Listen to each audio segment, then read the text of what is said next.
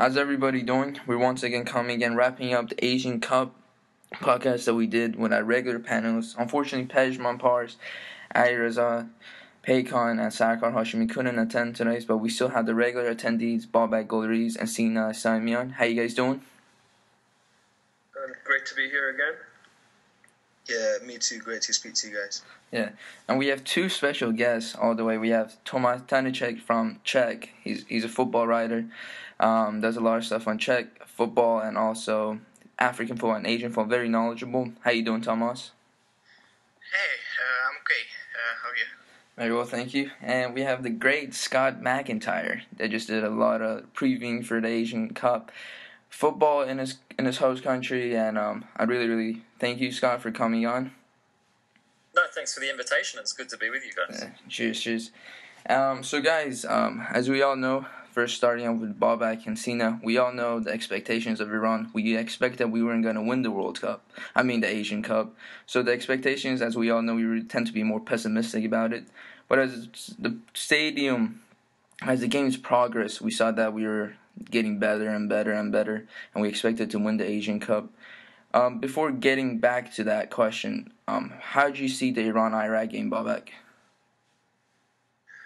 The Iran-Iraq game, a game of two halves, literally. Until the 42nd minute, I thought we were well on top. It was our most attacking performance.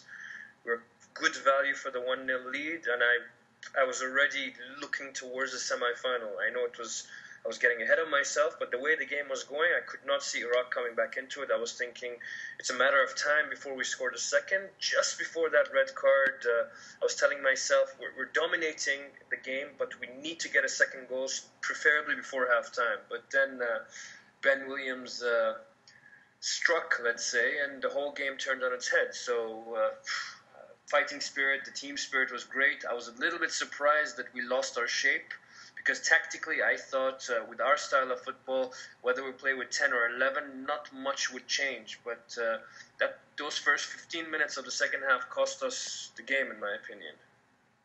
Sina, looking at the tactical lineup, we basically went with the same lineup we did against Bahrain. Anything would you like to add? If we had 11 men on the pitch, would you think we would have defeated Iraq? Yeah, definitely. I certainly don't doubt the fact that we would have won if we had 11. Mm-hmm. But before the game, the game before Iraq, we played against UAE, and in that one we had 5 changes to the lineup. So we were beginning to think in the quarterfinal will we see any other changes in the team? But I expected Kairoush to put out the same team as he did against Qatar, with Osman on top and Haj Safi coming into the team. And he did that, and I think that is our best lineup. And as we saw before the standing off, we were, as Babak said, we were on top. We scored the goal. There wasn't any real dangers. But after the standing off and the substitution we made at half time, which was a bit of a forced one, with Masoud going off and Amiri coming on, I thought he kind of created a hole in midfield, which allowed Yasser Kasim to come into the game a lot more. And I think that's where the game changed a little bit, because when he got into the game more, they started to create more chances and more build-up play, and they did hurt us after the sending off. But I personally don't think he should have took Masoud off. I think he should have kept him on, just moved him to the left-hand side. And Amiria, for me, he's a great player going forward. He's the only natural left-footed winger we have in the team. But I think from a defensive point of view and defensive discipline, I think Masoud would have been a lot better than Amiri. Thank you. Tomas, as we know how Pouladi got the red card, but would you agree that the goalkeeper should have been sent off, or a couple other Iraqi players should have been sent off earlier than that? What are your thoughts on the game? First off, I don't think the goalkeeper should have been sent off. It would be probably as harsh as it was in the case of Pouladi. I don't know. I would give telling of both of them or yellow card to the goalkeeper. But as you said, there were huge discrepancies in Williams' decision making throughout the game, because he seriously could have given a second yellow card to three Iraqis, and I think I'm not exaggerating here. Especially Mahmoud showed some disgusting, like he always does, some acting and animated reactions. It really it felt like he was going for some revenge on Queiroz, and I'm sure Scott will talk about it later, about Williams' reputation to really do such things, which is kind of baffling that he was even appointed in the first place for this game. Scott, how did you see the game?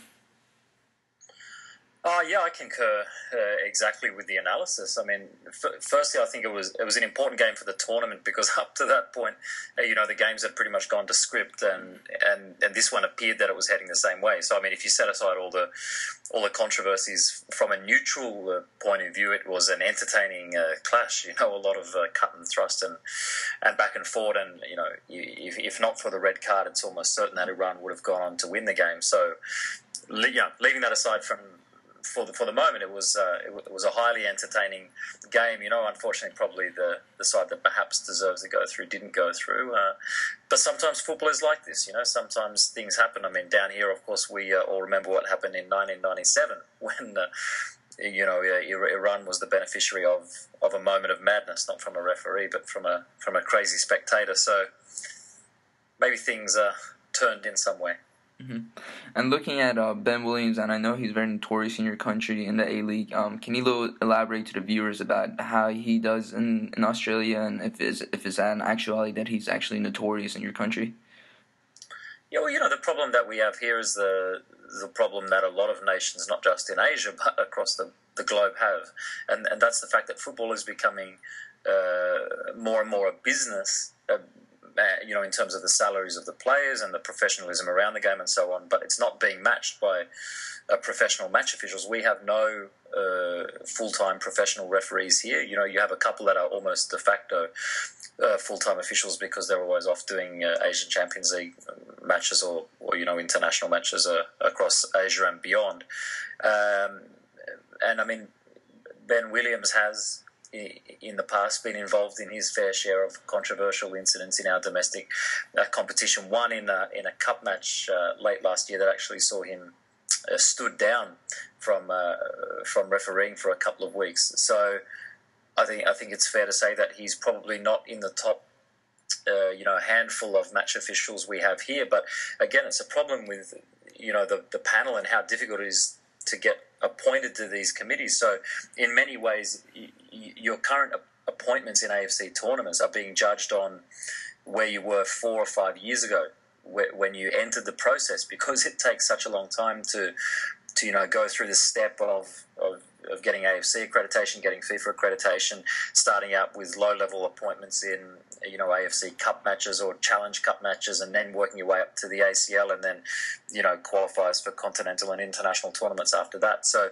in many ways, officials, their hands are tied because the pool of available match officials is not as deep as it should be, and doesn't necessarily reflect current form. It's almost like picking a team from the playing perspective on what players were doing 2 or 3 years ago would be a crazy situation to have to do that. But that's where we are with the referees. So it's a situation that I think the AFC needs to look at, and maybe even FIFA. The simple answer is we need full-time match officials, and we need, in my opinion, a more current and up-to-date way of determining those appointments. I mean, I don't even understand, quite frankly, how Ali Reza Fagana got the final match when you have a guy like Ravshan Nurmatov, who's consistently been, in my opinion, not just Asia's best referee, but probably one of the best referees in global football for a long time. So, I don't know how the appointments are made, but the simple answer to it is, if you want less problems, you must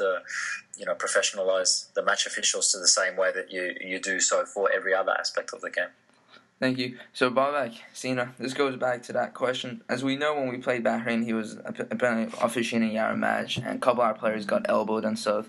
And during the press conference, Queiroz warned and said that he hopes not to see Ben Williams officiate another game.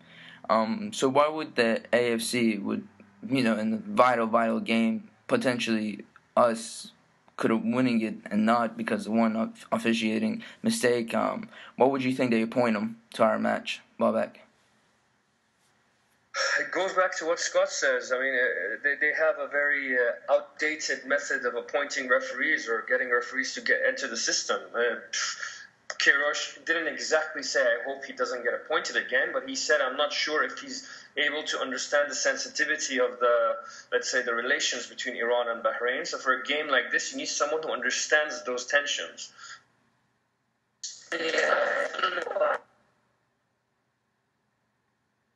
I think there's some technical problems with Bobak. Sorry? Go ahead, Bobak. Yeah, can you hear me? Yeah, I hear you now. Yeah, so Iran and Iraq is pretty much a derby, and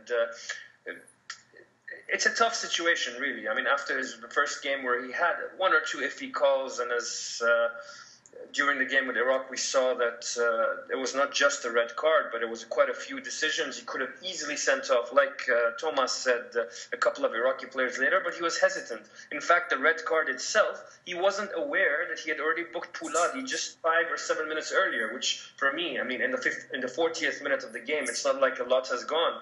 And for the referee not to be aware of what he did a few minutes earlier, it's a bit of a disgrace, really. So, yeah, I mean, AFC has a lot of problems structurally, and we've seen that. We've been at the wrong end of things a lot of the time. So I think overall, organization-wise and structure-wise, AFC needs a revamp, and it should trickle down into grassroots.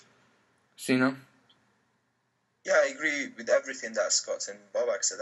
I don't really blame Ben Williams as much as I do with AFC, because referee mistakes happen all over the world. You know, whether it's the Asian Cup or the Premier League or the second tier in the Iranian League, it happens. But what AFC should have done after what they saw happen in the Iran and Bahrain game, they shouldn't have appointed him again to another Iran game, especially after the comments that Queiroz made. I'm not saying the things that he said were right.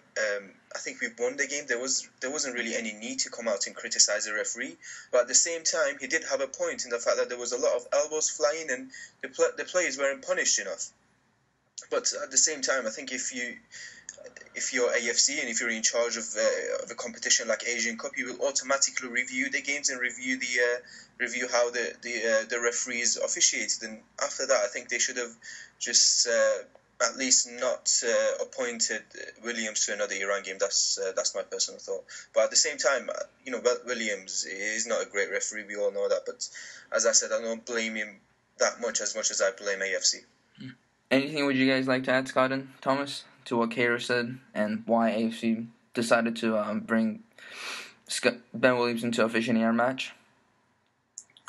Well, you just don't know. I mean, you know, in some ways, the comments that came after the first game could have even been the motivation to actually give him the second game. You don't know, and we're questioning kind of things. But I concur as well. I mean, particularly the late challenge from Marwan Hussein, which could have broken the goalkeeper's arm, was a truly horrific challenge. Mm-hmm. And there were a couple of other moments and incidents in there where the game got away from Ben Williams. Actually, after I'd finished interviewing Carlos Queiroz at the team hotel, he said, come and have a look at this, and he had his laptop set up, and he had a bunch of clips. There would have been maybe 6 or 7 across the both games that he'd deliberately taken aside and put into one little file, and he made sure that I stopped, and he slowed it down, and he looked at each one, and he pointed out the positioning of the referee. Look, he's the line of sight is perfect. How he couldn't get this decision, so he was still so angry, and this is more than a week after the initial game, and quite a few days after the second one as well. So yeah, he has a case, but I don't know what you do about it, except for, as I said, trying to make sure that all the referees are professional. And it's interesting to note that Ben Williams has actually got a Champions League game appointment in Iran in a couple of weeks, so I think he might be turning up sick for work that day. Tomas? Yeah, I think everything has been said already, but yeah, like you guys alluded to, it really seems like all these appointments, even the Champions League one, has been made 1 month ago, and no arrangements has been made along the way at all, because it was really like a teasing a ball, because we all know how outspoken and how livid Kairos can go, and this was like really laughing at him. I felt, I don't know. Yeah. Sorry, just to put another point as what Scott said about the Champions League game. It's actually ironic that the game is actually really important. The Champions League one that he's been appointed to is Fulad, who are the Iranian champions, against Al Hilal of Saudi Arabia, if I'm right.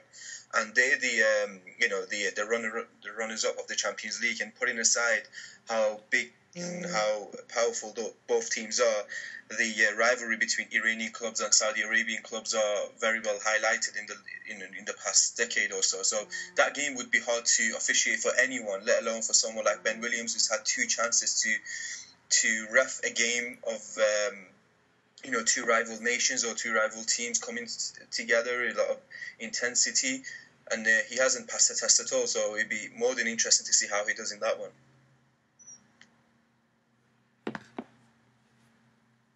I actually read something that I think that he's been pulled off that game. Now, it's not confirmed, but I wouldn't be surprised, because I think AFC has pulled him off that game.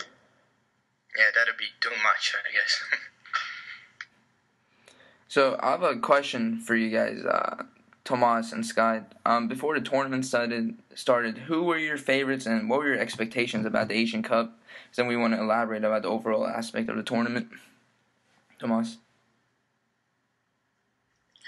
Well, Iran were surely somewhere up there among the biggest favorites, and especially as the tournament wore on, I think I found them more balanced, more refreshed somehow with the new faces as Ghafouri, Pralingaji, and others. So I was really confident in them that they can go far. And this was like a robbery, but otherwise I think you guys can take lots of positives out of the tournament, game wise, performance wise. But you expected Iran to win the whole tournament? Sorry? Did you expect Iran to win the whole tournament, or did you think it was South Korea? Well, my favorites were Japan, which is not any better now. But I think I had them in the semi-finals, obviously, and possibly even in the final. I don't know. It was really hard to tell before the tournament, because this one, for me, it seemed to be the most even Asian Cup in ages. Really, all World Cup participants could have won it easily, or had all necessary strengths on paper. It's hard to tell, but they were surely up there somewhere. Scott, what were the expectations of the Asian Cup for you before the tournament started? Did you actually think that your country was going to be able to win it? No, I agree with Tomas. I think it was, for me, I've been following and reporting from Asian Cups for a long time, and it was the most open that I can remember, because particularly after what happened in the Gulf Cup, where there were so many coaching changes, I think it was a ridiculous number, something like 10 or 11 of the coaches had been in charge for less than 6 months of the national team, and the 4 Asian representatives in Brazil, although the performances varied to a large degree, the results were across the board not impressive. So I don't think that there was one particular nation that came in really with a heavy favoritism. I actually said pre-tournament, I think any one of 8 or 9 nations could actually win it, and you saw, with Iraq and the UAE making the semi-finals, I don't think many people would have probably tipped those nations to make it there. So, and then it was just such a strange tournament as it progressed. This crazy number of matches without a draw. So you pretty much had the favourites, if you like, winning everything in the group stage, and then when you got to the knockout tournament, things were turned on their head in many ways, and after that it becomes more and more about the small moments and little things. I mean, it's no surprise that Australia, I don't think, technically are the most gifted nation at the tournament, but it's in other areas, in terms of the preparation and the recovery and the sports science kind of aspects behind it that we have certain advantages down here. I mean, I can tell you, pre-tournament, I was in the camp with the Chinese team. One day after they'd come, they played a match against Oman, a warm-up match. They came back to the hotel and they ate the dinner in this buffet. They absolutely killed the buffet. And then 6 or 7 of the players disappeared out of the hotel, and I saw them come back an hour later. Each player in both hands is carrying a bag of Kentucky Fried Chicken. So it's and I can tell you many stories like this about other nations as well. So it's just the little aspects. Yeah, that's really interesting. Any other funny stories that you dealt with that? I get in trouble if I tell too. So, this point that you made, Scott, I want to ask this to Sina. Usually in Asian Cup football, we see like draws and stuff, but we saw actually goals, tremendous amount of goals. Never saw drew game and stuff. Comparing that to the African Cup of Nations right now, it seems like Asian Cup football has improved greatly. Would you agree? Yeah, absolutely. I think the best person to ask in terms of the comparison between the two continents is probably Tomas, because I know he's following the African Cup of Nations very closely. Yes. But what I know and what I've watched in the last few years, looking at how that Asian Cup turned out, it was, as Scott said, it was possibly the best one I've ever watched. Not only in terms of the unpredictability of the tournament, but the quality, the games, the drama. Of course, the Iran-Iraq game for the neutral was probably the best one, but certainly not for us fans. But it was a great tournament, and in every game, I've watched as many games as I could, and I never went through it half thinking, do you know what, I'd probably be better off doing something else. And sometimes you get that with Asian football. You watch certain games and it doesn't really live up to the expectation. But I think this tournament really, really stood out. And the fact that it was held in Australia, to a certain degree, it did catch the attention of the rest of the world. Although I would have personally liked to see a lot more coverage in Europe. But I think based on the attendances that were in the stadium and the quality of the games and the drama, I thought it was a great advert for Asian football altogether. And hopefully in 2019 we will see even a better tournament. Tomas, what have you seen the biggest combining factor has been comparing the two tournaments? To some extent, it's not really fair to compare both Cup of Nations right now, especially obviously they both have its magic and it's somewhere else probably, but also Africa Cup of Nations, I think, is probably in the worst shape now, even because of the hosting confusion. I don't know. In the worst shape in years, and virtually the opposite goes for Asian Cup, as Sina said.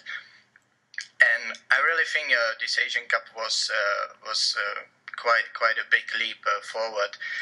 Especially there was some outright quality and organization, even in teams you wouldn't have thought they actually have it in themselves. I mean, even Kuwait, almost everyone, or at least I did, thought they will be smashed, and they were quite all right, and probably even better than Oman. And that goes for a lot of teams like China and others who punched above their weight, as Iraq as well.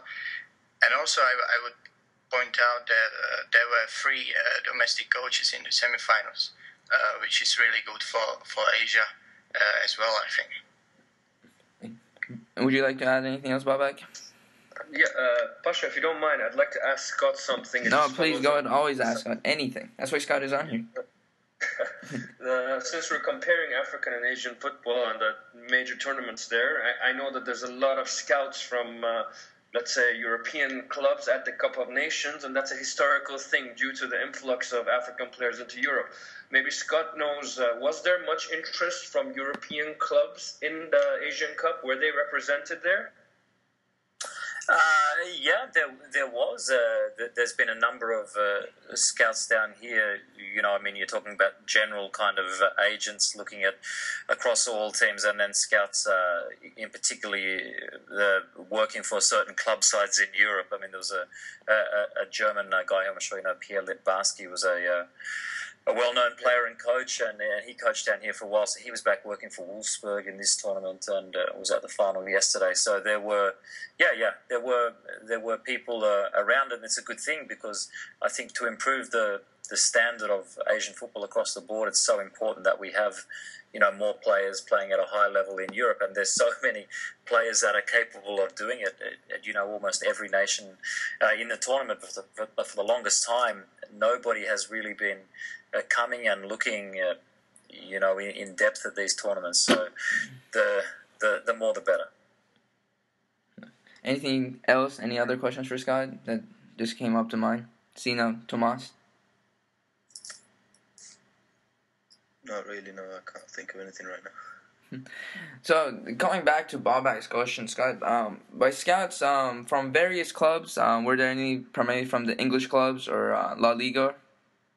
Or was it just like basically local? Yeah. I mean, I don't know the details of exactly who was from where, but I guess maybe the question is we need to look at which players are capable of playing at the next level, right. Particularly outside the big three, really, Japan, Korea, and Iran. I mean, if you look down the years at the players in big European leagues and at Champions League clubs, it's been predominantly players from those three nations. But I mean, everyone was talking obviously about Omar Abdulrahman, the attacking midfielder from the Emirates, who was had such a great tournament and coming in on really limited preparation as well. So he's obviously one that I think everyone's talking about. But then below that, who are the players that really shone? I was particularly impressed with Yasser Qasim, the central midfielder from Iraq, who plays alongside one of our players at Swindon Town in the 3rd division of English football. So and only because he happened to. The story with many of the Iraqi players went to England at a young age, but surely he should be playing at a higher level. Some of the lesser-known Korean players, for example, the domestic-based players were very good as well. The Myongjong, although he can't go because he's doing military service at the moment, but you think once that's done, he could move as well. I mean, even someone like Sardar Azmoun, the Iranian player who well, surely time has come for a bigger stage, perhaps even than where he is now. So across every nation, there was players that stood out and shone. So it's so important for the overall development of the game in Asia that the smaller nations are continuing to get moves, and it's why it's been so disappointing for me here in Australia to see that we're pretty much the only major nation that doesn't have the 3+1 policy. We've exported so many footballers from Australia, not just to Europe, but to Asia. I think there's more than 50 or 60 players playing in various AFC leagues at the moment. But in return, we're not really doing our part to help that exchange. So hopefully that's something that we'll fix as well. Thank you. So, guys, I want to talk about the overall aspect. And before we talked Sina and Babak, we knew that we were going to win it. Expectations were, you could say, high. We expected a lot. I expected a lot briefly from Kairos. But we were in a hard group, and we all know that Iran was one of the least prepared countries coming into the Asian Cup with 2 friendly matches. And when it finished, how'd you guys see it now? Are you guys happy or not, Babak? I think, of course, I'm disappointed with the manner of our exit. I think the team had the potential to go at least to the semifinals. I think that much is widely accepted. Who knows what would have happened then against Korea? We've had the better of them lately, and I think it would have been a clash of quite similar styles in terms of solid, robust, structured teams. But if you asked me this question a few months ago and you told me, okay, we're going to go to the quarterfinals and lose on penalty kicks, but introduce a number of younger players and actually give us an optimistic look towards the future, I would have probably taken it. Correct. we know that this generation or this current side is not our best side ever. It's largely the fact that we have an outstanding manager who has made more of the resources at his disposal than anything else. So we've seen Azmoun break through the national team. Jahan Bakhsh is on the fringes right now. Pour Ali Ganji has been an amazing find. I mean, 6 weeks ago, most of us didn't even know who he was. But in one of our earlier podcasts, there was Sina who actually hinted that, you know what, I think Queiroz has called him up to play him as a third centre-back. So that turned out to be well. We've seen Ghafouri take the right-back spot, and I thought he was very good throughout the tournament, and he linked up with Ashkan Dejaga quite well, and that gives us, again, hope for the future. Amiri came on the left side. Obviously, we know about Haisapi for a long time, and generally speaking, there were more positives than not, and I think we're all a little bit more relaxed, especially if Queiroz continues as our manager, as we look towards 2018 and becoming the first Iranian side to qualify for back-to-back World Cups. Sina, anything else would you like? One thing I also want to add is that one thing Sarkar Hashemi did say that was very, very true is that we might have lost the Asian Cup, but we won the future with our youngsters coming, as we've seen. Anything else would you like to add, Sina, to that? Yep, I'm not sure if you remember, but the last podcast that we did in the coverage of the World Cup, we were discussing the upcoming Asian Cup and said, what are our expectations? What do we want from these next 6 or 7 months? And I said to you that I'm 100% willing to give up any chances or any hopes of winning the Asian Cup, if we have any chance anyway, in order to bring a new generation through, get through this transition that we really need to get through, and see some young players, and we did that. You know, as Babak said, the likes of Pour Ali Ganji and Surush Rafi'i as well, Ali Reza Beiran Band also, even though he didn't play a minute. These are players that in 2 or 4 years they will be key players into our team. And as you said, in terms of preparation, we were in the most prepared team.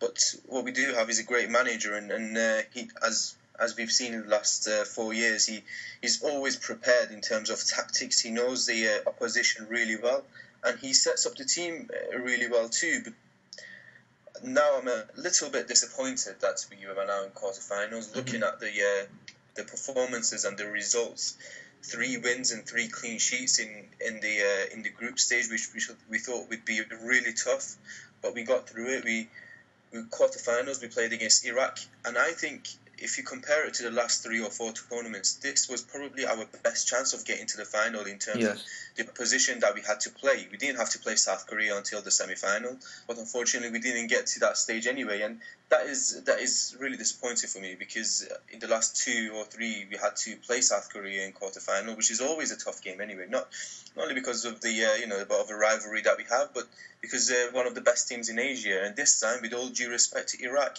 they're not a South Korea. We had to play against Iraq, and we could have won. But it's football; it happens. But certainly for the future, as Babak said, someone like Pour Ali Ganji, even though he did play at centre back, in the long term, I don't want to see him at centre back. I've said it many times. For me, he's the natural replacement for Nekunam in the long term. He'll never be what Nekunam is, but in terms of his playing style, he's very similar. For a 22-year-old, he's got a great intelligence. He understands the game really well. His positioning, his passing, he's brave. His anticipation is great, and it's the real challenge for him now is to develop a lot more. I would love to see him develop at the same pace as he's had in the last 2 years, and that is the issue for a lot of young Iranians who play in the in our domestic league. We do produce players under 22 and under 21, but the issue is to maximize that potential from 23 onwards. Usually they don't get any better after 23, but I think with the right guidance that he has in NAFT, the club that he plays in, under the right manager, and that's perfect for him. And I don't want to see him move anywhere else in Iran in any way. But if it's Europe, 100%. But in Iran, I would like to see him stay there. And I think, of course, with Queiroz being in charge as well, he knows how to develop him. And as I said, I would love to see him play central midfield a lot more from now on. Scott, I have a question for you personally. Is that you being there in your own country and you've seen our fans and stuff? What did you most importantly see coming from? Because I know a lot of people, even my own friends in the States, were kind of impressed to see how passionate our fans are. And as you saw that in one of your Australian articles, somebody quoted us saying that at the ANZ stadium in Sydney, that it was called the Little Azadi Stadium because of the amount of chanting and stuff, roaring that our fans did. How'd you see our fans, and what were your expectations of Iran coming into the Asian Cup? For me, the expectations were muted purely not in terms of talent of the squad, because that's undeniable, but the preparation had just been so poor, and there'd been so many problems. You obviously know what they are. I'm actually reasonably close with one of the members of the backroom staff as well, who I speak to quite often, and just hearing from him about the mood in the team, and you just naturally have questions if it was going to work. And then I was at the previous Iran-Iraq match, the warm-up match in Wollongong a week or so before the tournament, and the fact that he chose on that occasion, Carol's, to really give the B team a run was perplexing for me. I mean, I couldn't understand why, given the limited preparation, why you would not send out your strongest possible team. And I spoke to him the day after, and he said, look, all these younger players have the weight of 100 kilograms on their shoulder when they come out to play for Iran, so I needed to take that weight off them if, I needed to call upon them at any point throughout the tournament, which, with a couple of them he did. So in hindsight, again, it was probably the right decision. So, I think there's no question that from a footballing perspective, they were one of the standout nations at the tournament. It's a shame that they didn't go further than they did. And from a non-footballing perspective, as you touched on with the fans and the supporters, clearly outside of Australia, the largest in number, and including Australia, probably the largest in noise. We don't want to get too deep into politics, but I think the Iranian community down here is divided in many ways.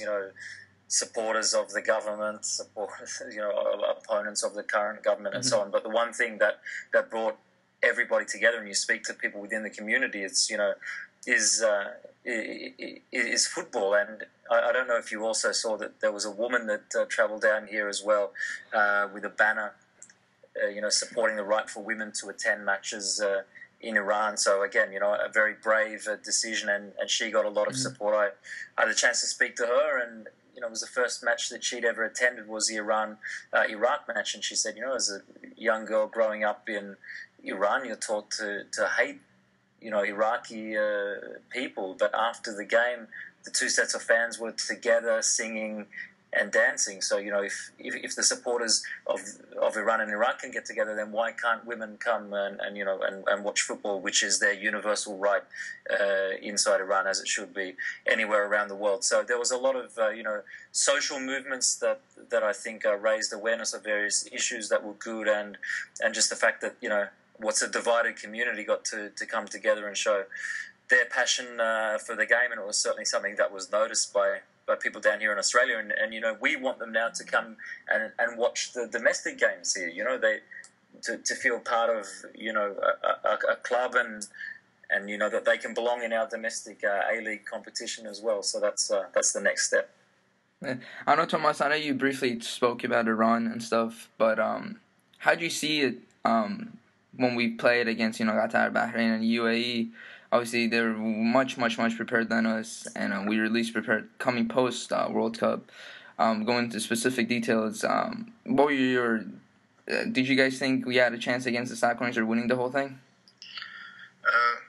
Well, Pasha, in the context of those two friendlies only you've mentioned, I was seriously impressed by the whole improvement of yours, especially in Azmoun. You've discovered just another dimension to your game, and in the end you finished, and I would stress this, finished pretty much on par with the UAE in terms of shots, just one shot behind them, and they are dubbed as an exciting offensive-minded team, whereas you're not, obviously, which is kind of harsh, and this is this is a clear testament to Queiroz's work.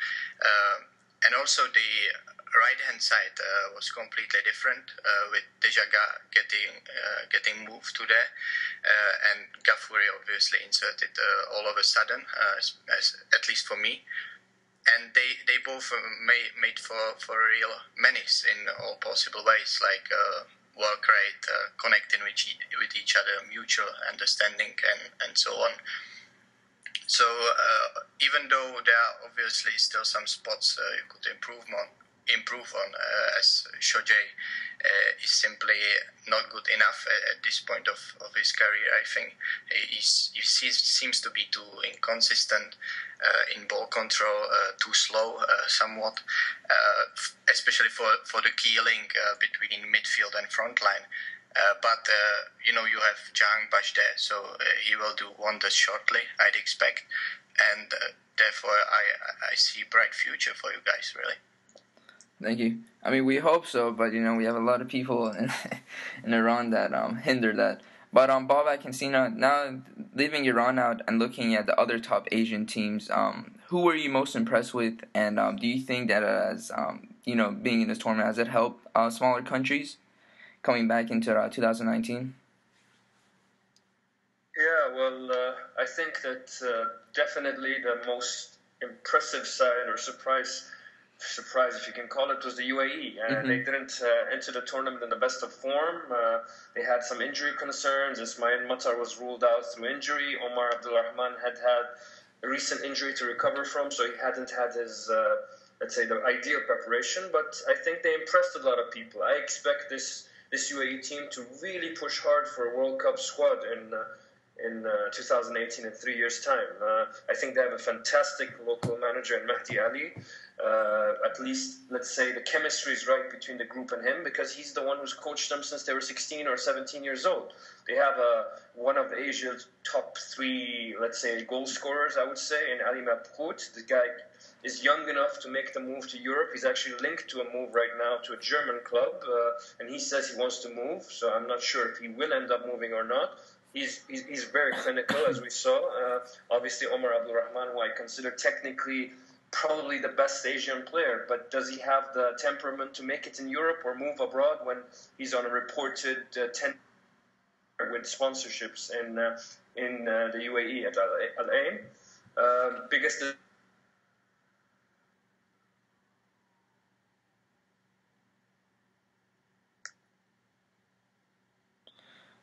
Babak?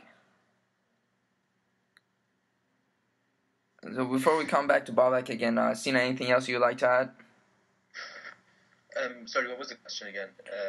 The team that you were most impressed with? Yeah, looking at like the big Asian teams and stuff, and leaving Iran out, who were you most impressed with and least impressed with? Well, the least impressed I was with Japan. I think I tipped them to win it, and they knocked out in quarterfinals just like us. But as Babak said, UAE were the team that's really impressed everyone. But we all should have kind of expected it. This is the same team that took part in the 2012 Olympics and did really well with the same manager. And again, they really proved themselves. But the thing that really disappointed me a little bit was how the Iranians viewed it in Iran. There's a guy I'm sure you've heard of, Pasha Hajian. He's an old Iranian manager, and he's very well respected in that terms. But he referred to UAE as a second or third rated Asian team, and this is a kind of delusion that we have in Iran in the view of the rest of the Asia, especially in West Asia. We automatically think we are better than everyone else without really watching them and then seeing how good they are. And UAE are in the team that they were 10 years ago or 5-6 years ago. They're a lot better. They really trouble us. Same with Qatar. As I said before the tournament, we played them 4 times in the last 2 or 3 years, and we only managed to win once, and that was a 1-0 win in the World Cup qualifiers in Doha. Thank you. So they're not the teams that they were once in the past. They are really powers of Asian football, and they will get better, especially with Qatar. I know they invest a lot into their Aspire Academy, and there's a lot of good young players coming through their domestic league as well. So we get to see more of Qatar soon, but UAE definitely. Same with Iraq as well. they have a few good young players coming through. Of course, for me, the standout was Yasser Kasim, as for everyone as well. But Dorham Ismail was another one, a left back, and Ali Adnan, obviously, but he didn't get that much playing time. But they have a few good young players coming through, and if they keep up the same pace of development, we'll see more of Iraq in the next 4 years. Babak, I know you were just talking briefly on UAE you were most impressed with, as many of us were also across the world. And then who was your least favorite you saw and you're disappointed with? Yeah, well, obviously, as we said, UAE with Omar, Ali Mabkoud, these are players that stood out, and the national team I expect to push for a place in 2018. But most disappointing for me probably was Qatar. Jamal Belmadi had done a good job over the last 14 or 15 months since he's been in charge, and they'd gone into the tournament, I think it was 1 defeat in 15 games or something like that, and it just didn't click for them. It just didn't work out. I think Khalfan Ibrahim's injury over the last couple of months cost them. I also think adding couple of players very late in the game in Trezor Abdullah and Mohamed Montari, without having integrated them into the team, cost them at the end. They naturalized these 2 African players just before the tournament.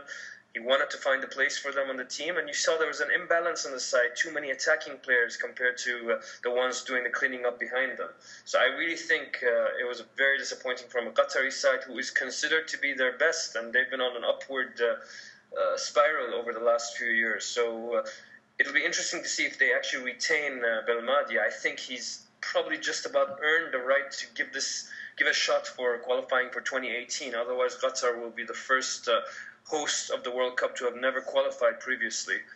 I could say China as well. They were impressive. It was a newer generation. They probably just about did better than people had expected. Saudi Arabia, on the other hand, where is the light at the end of the tunnel? It's just been too long since they had something to say on a national level in Asia, and it doesn't look like changing yet anytime soon.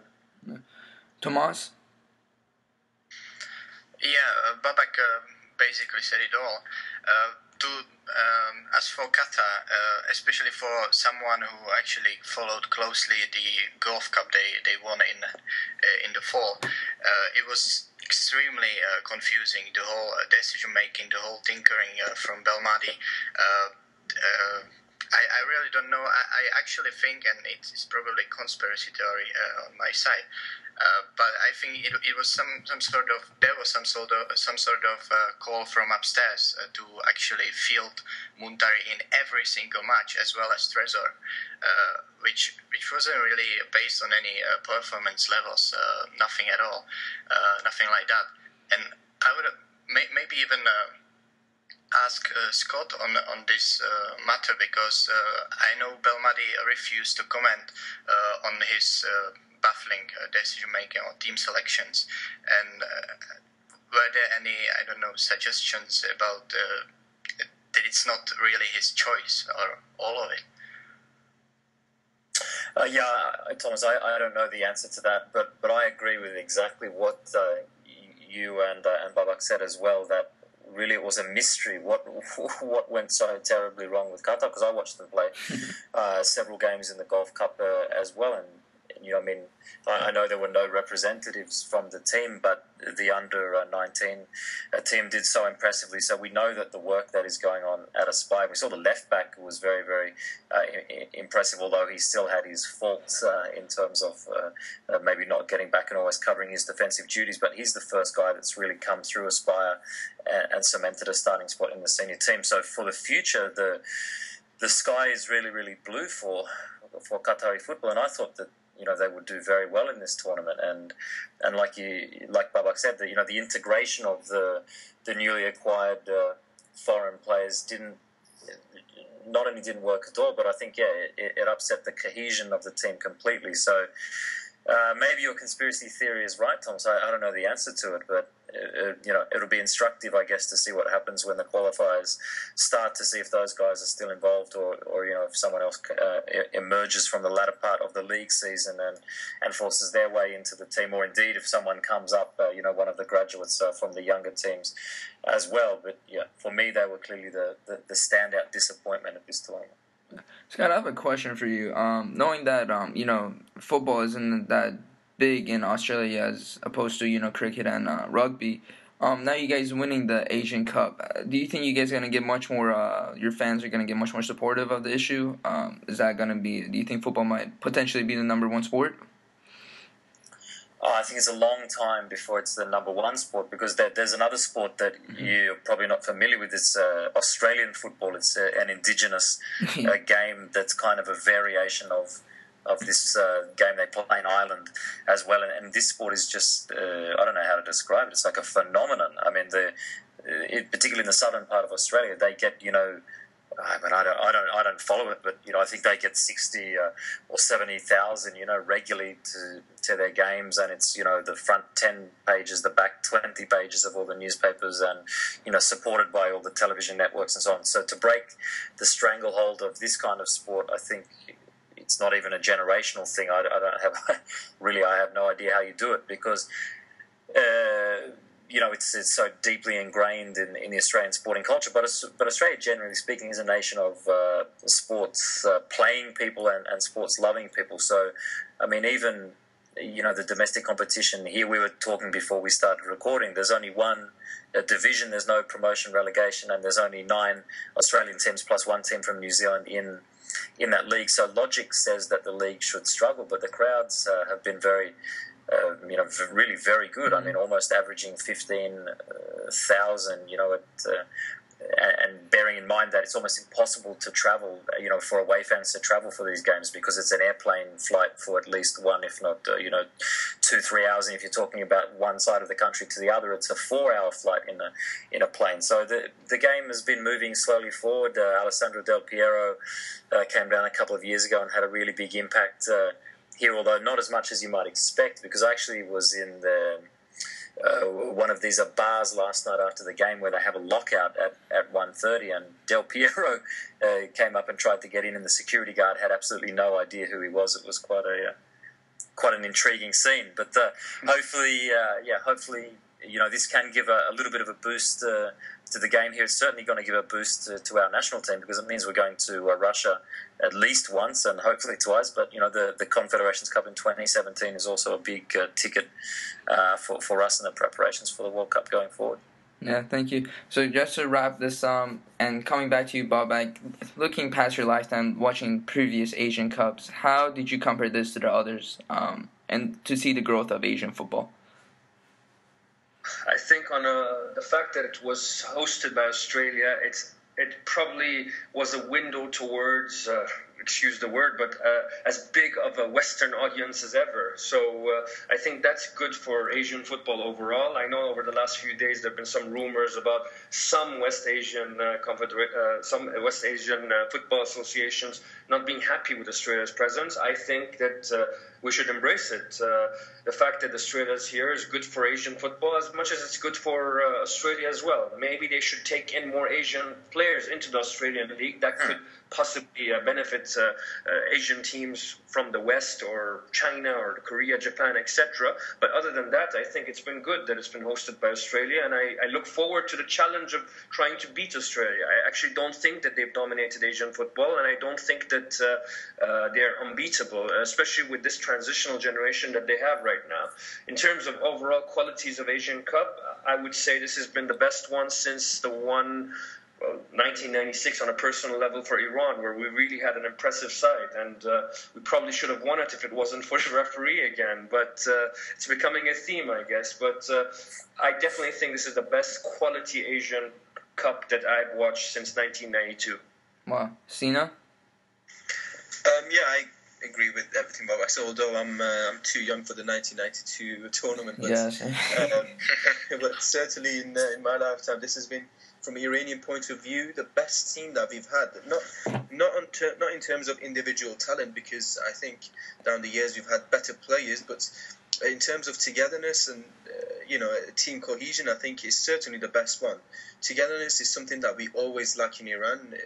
Whether it's in domestic teams or the national team, there's always problems on and off the pitch. But with this one, in Kairosh in charge, there seems to be a real discipline in the team, and he's got the players playing for each other, playing for their country, and playing for him. and you can see that in every game, not only in the Asian Cup, but even in the World Cup, even the games that we lost against Bosnia or Argentina, you could see the real sympathy that the players were giving each other. And to be fair, I've not really seen that before, and it's great to see. So that's the main positive for me going forward, to maintain that discipline and togetherness in the team. There's a lot of troublemakers in Iran in terms of players. Their attitude is poor, and he's really handled that really well, and it's a great sign for me. In terms of young players, as we said, Purali Ganji, Bayron Van, Rafi'i, Ghafouri to a certain degree, Amiri, these players have come in and they've done really well, and hopefully we'll see more of them in the next few years. In terms of the Asian Cup altogether, the quality was really high. Australia did a fantastic job hosting it, and as Babak said as well, the audience were more than usual, certainly in Europe, although the coverage wasn't ideal. Hopefully in the next tournaments we'll see more coverage in Europe and in North America. But in terms of quality, it's certainly getting better, and there's a lot more room for improvement. And hopefully this will be, this tournament, it can lead to a lot of young players across the continent moving to European countries, developing, and as a result, Asian teams getting better in the world stage. Tomas? Yeah, I agree. But what's possibly a bit sad is still that there's Southeast Asia missing at the Asian Cup.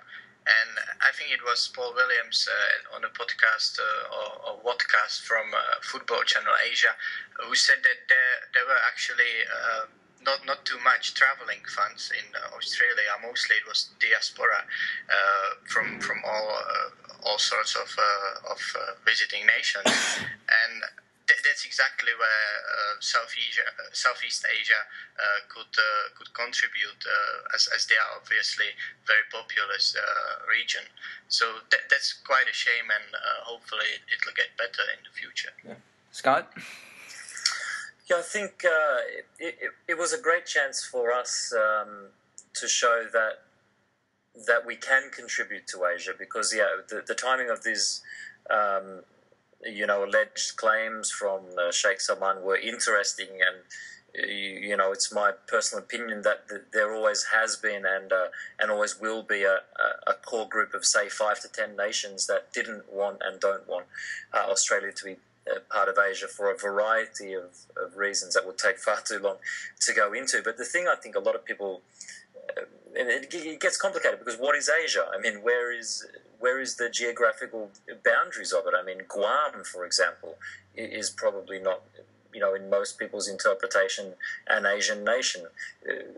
We don't want to go too much into it, but Israel, for example, is part of the thing. So there's all these countries that you can have debates whether they should or shouldn't be in it. But Australia, more than 50% of people in this country are born outside of Australia, and the bulk of those are born in what, at least under AFC guidelines, are Asian nations. So if you travel around the major cities in Sydney or Melbourne or Brisbane, you see predominantly, in inverted commas, Asian people. I mean, we are, if not already, then within a very short period of time, we are an Asian nation in terms of culture, in terms of languages spoken, in terms of cuisine, and many things. We are an Asian nation. So to hear, perhaps people who've never been here or haven't been here in recent years say that we're not part of Asia is a perplexing thing to me. I mean, for example, my wife is Japanese, and there's so many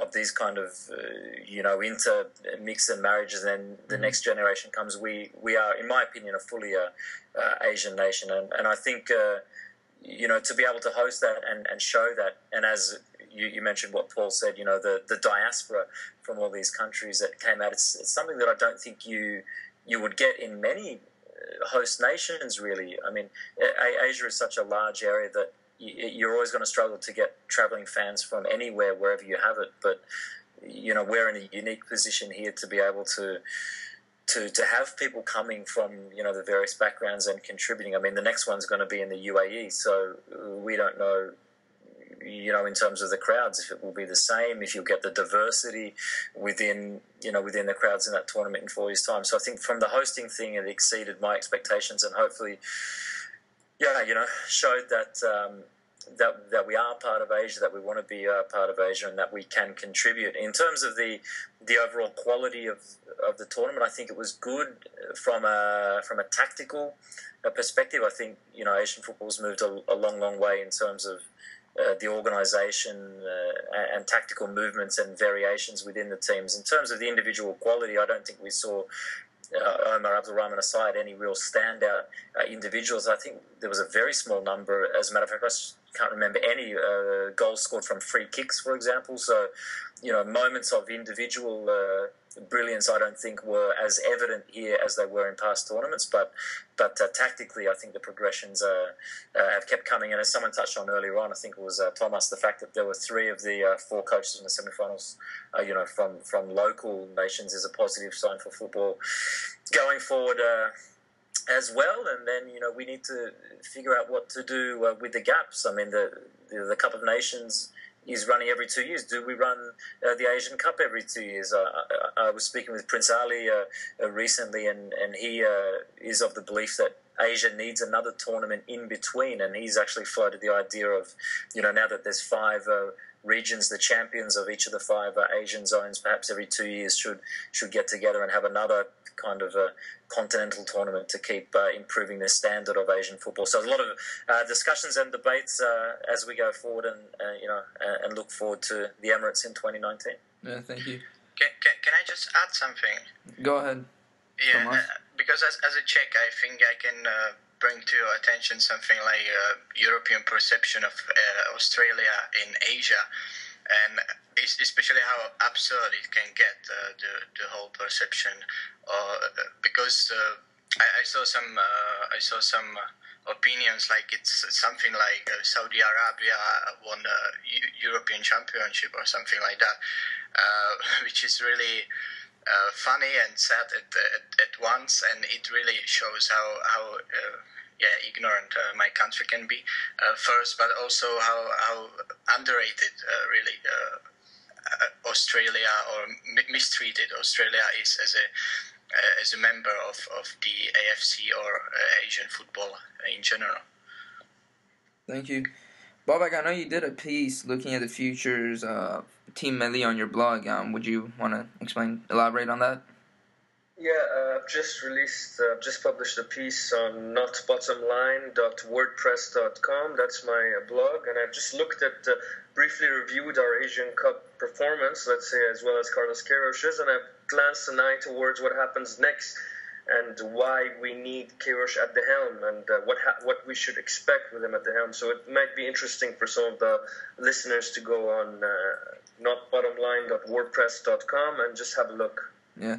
Well, coming back to that, speaking about Iranian players, I have looking at my Twitter notifications from June Kim. He sent out a tweet asking this question: can you guys talk about which Iranian player should play in Europe? And he's probably referencing from the domestic league. Bobak, Sina, anyone? Yeah, for me, I'd say if it's from the domestic league, then I'd like to see Morteza Pour Ali Ganji make the move to Europe.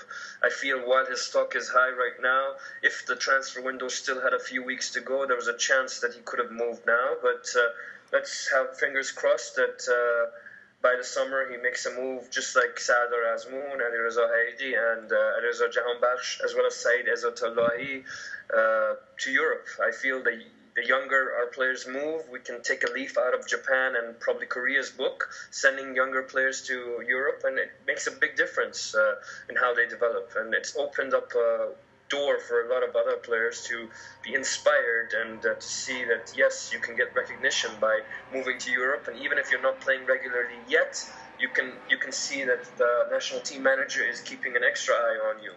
Right. Sina, I definitely know you're going to say Reza Inayati, but who's your domestic player? Yeah, Reza Inayati, of course, without question. He's like the Iranian version of Yunus Mahmoud right now. That's what he is. But, as Bobak said, Morteza Pour Ali Ganji, without a question, not just because of the potential that he has, but, he's, for me, the future of the team as well. He's one that you can build a team around. But putting him aside, one player that we should definitely mention is Sina Saemian. For me, sometimes we forget that this guy is only 24 years old. He's got around 70-odd caps. He's played pretty much in every position for the national team.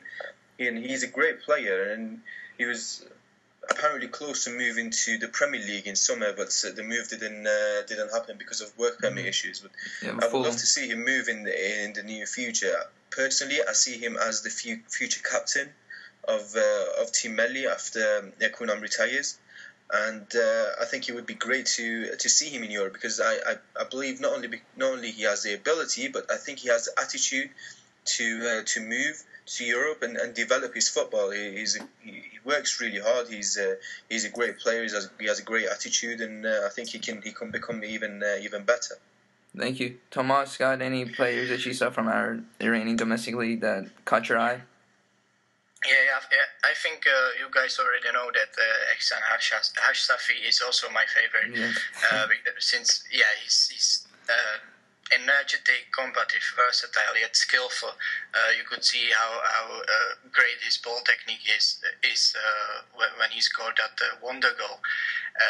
And I think he's even suitable for the English Premier League straight away. Mainly because of his attitude, as Sina mentioned, and because of his versatility. He's seriously usable everywhere around the pitch, and I think that could come handy even for Hull City. I think they were interested in him, according to some reports, and they could really use him, I think. No. Scott? Yeah, I agree exactly. Haj Safi and Puala Ganzi, for me, were real standouts. And as I touched on earlier, it's so important for these players to be moving abroad, particularly at a young age, and getting experience. I didn't even think Puala Ganzi was going to start in this tournament, and to see how impressive he was really one of the breakthrough performers of the whole tournament. Thank you guys for doing this once again. In the future, we're definitely going to get into talking about Carlos Queiroz specifically, and seeing where he wants to take our country, and hopefully the Iranian Federation, what looks like they're going to keep him going on forwards. Scott and Tomas, I really appreciate it, and I hopefully to see you guys soon. Once again, thank you for your time. Thanks for having me. Great pleasure. Likewise, anytime, guys. Thank you. And same for Sina and Babak as always. Thank you guys once again. It's a pleasure. Thank you guys.